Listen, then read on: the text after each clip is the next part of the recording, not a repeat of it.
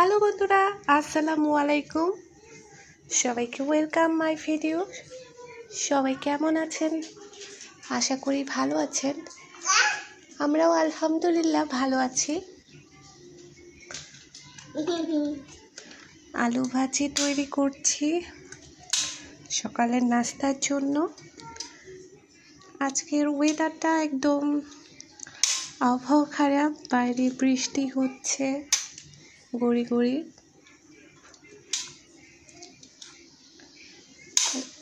অনেক ঠান্ডা ঠান্ডা ওয়েদার।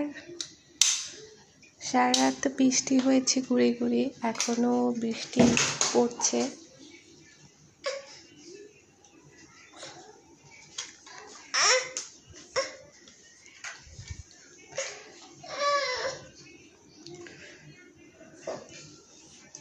তো সবজি কাটিং করে নিচ্ছি এখন।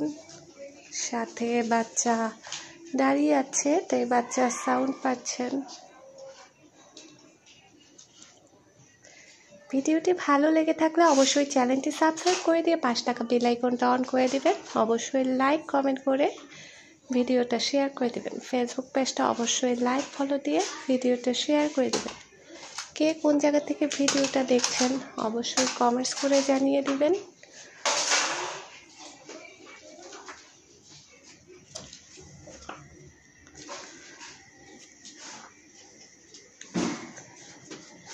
অনেক দিন পরে ব্লগিং ভিডিও শেয়ার করছি আপনাদের সাথে।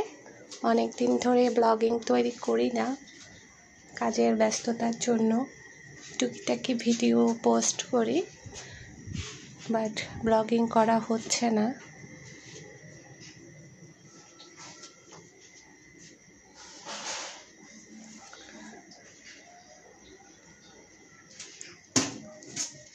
এখনো বৃষ্টি পড়তেছে বাইরে গুড়ি গুড়ি।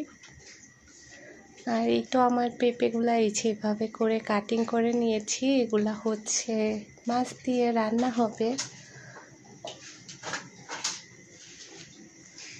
আর বিকালবেলা হচ্ছে বেবিদের জন্য নুডলস রান্না করব, তাই এখানে আলু কুচি করে নিয়েছি। আর হচ্ছে নুডলস সেদ্ধ দিচ্ছি 3 প্যাকেট।